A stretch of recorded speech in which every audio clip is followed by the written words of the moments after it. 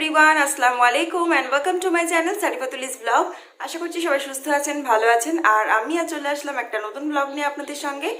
আর আজকে এই ব্লগটা আমি সকাল থেকে শুরু করে দিয়েছি। আর আজকে কিছু স্পেশাল জিনিস আপনাদের সঙ্গে শেয়ার করব।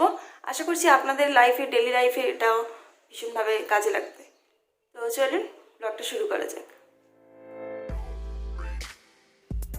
সো সকালে উঠেই একটু গ্রিন টি খাওয়া অভ্যাস শুরু করেছি জাস্ট। বাট যারা আমার মতো দুধ চা খেতে অভ্যস্ত, তো তাদের জন্য এই টিপসটা রইল। গ্রিন টি খেতে আমিও একদম পছন্দ করি না, প্রথম ভীষণ বাজে লাগতো, আর এখনও লাগে। বাট এটাকে একটু টেস্টি করে খাওয়া যেতেই পারে। এই যে গরম জলটা নিলাম, গরম জলের মধ্যে গ্রিন টিয়ের একটা প্যাকেট আমি ডিপ করে দিচ্ছি, দিয়ে ওর মধ্যে আমার ভিডিওটা একটু কেটে যাবে, কারণ আমি এখানে ভয়েস ওভারই দিচ্ছি আর ভিডিওটা পজ হয়ে গেছে। তো এর মধ্যে আমি একটু হানি আর একটু বিট নুন বা পিঙ্ক সল্ট দিয়ে দিয়েছি। সো ওয়াশিং মেশিন ক্লিন করার জন্য আমি এখানে নিয়ে নিচ্ছি একটু হারপিক, একটা ডিসক্লেমিং পাউডার। আর আমার এই ওয়াশিং মেশিনটার অবস্থা খুবই শোচনীয় হয়ে আছে, তো তাই ভাবলাম নিজেই চেষ্টা করে দেখি। আর এই ড্রয়ারে যেখানটাতে আমরা সার্ফ দিয়ে থাকি, তো সেটারও অবস্থা ভীষণ শোচনীয়। তো আমি এখানে আইএফবি কোম্পানির ডিসকেলিং পাউডার নিয়েছি। আর এই পাউডারটা অনলাইনে আপনারা পারচেস করতে পারেন, এটা লিঙ্ক ডেসক্রিপশানে পেয়ে যাবেন। আর এছাড়া যদি পোস বা অন্য কোনো ব্র্যান্ডের হয় তো সেটাও আপনারা নিতে পারেন, তবে এটা কোয়াইট রিজনেবল। তো আমি এখানে হাফটা এই ড্রয়ারে দিয়ে দিচ্ছি, যেখানে আমরা সার্ফ বা ডিটারজেন্ট দিয়ে থাকি।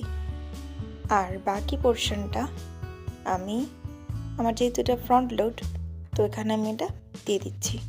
আর টপ লোড, ফ্রন্ট লোড যাই বলুন না কেন, পরিষ্কার করার সময় কিন্তু এইভাবেই করতে হবে।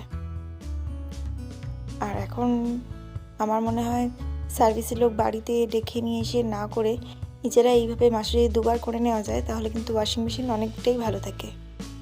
আর এই পাউডারটা টাবের গায়ে যে স্টেইন পড়ে থাকে সেটা রিমুভ করতে কিন্তু ভীষণভাবে সাহায্য করে, তো এটা একবার ট্রাই করে দেখতে পারেন।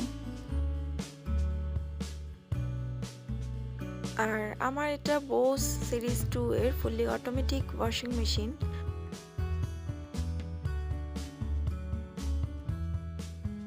আর আমি এটাকে 15 মিনিটসের জন্য দিচ্ছি।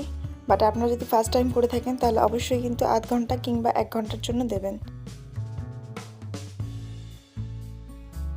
আর অবশ্যই গরম জল ব্যবহার করবেন। তো আমার এই ওয়াশিং মেশিন স্টার্ট হয়ে গেছে অলরেডি। আর দেখুন আস্তে আস্তে জল আসাও শুরু হয়ে গেছে, জল ভরছে। আর কিছুক্ষণ পরেই এটা হয়ে যাবে। আমি একটু এখানে ফোনটা অফ করে রেখেই ভিডিও মোডটা অফ করে রেখেছিলাম, তো এবার অন করে দেব, দিয়ে আপনাদেরকে দেখাতে চাইছি। এখন 2 মিনিটস বাকি আছে আর এরপরটা শেষ হয়ে এসেছে। আর এইভাবে করে যখন এটা এন্ড হয়ে যাবে, তো তখন আমি এটাকে পুরোপুরি বন্ধ করে দেব না। এখানে যে ড্রেন মোডটা আছে, আবার সেই মোডে 1 মিনিটের জন্য দিয়ে দেব। তো কখনো কখনো মাঝে মধ্যে ড্রেন মোডটা দিয়ে ওয়াশিং মেশিনটাকে একটু ড্রেন করিয়ে নেওয়া ভালো। যখন পার ডে 2বার মেশিন চালাচ্ছেন অথবা 3বার, তখন কিন্তু এটা অবশ্যই করবেন।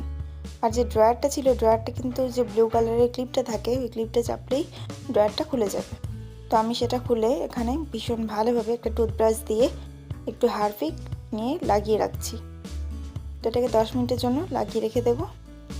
আর আমার যেহেতু জলে আয়রনের পরিমাণটা অনেকটাই বেশি, তাই ওয়াশিং মেশিনের ড্রয়ারটার এরকম বাজে দুরবস্থা হয়ে আছে।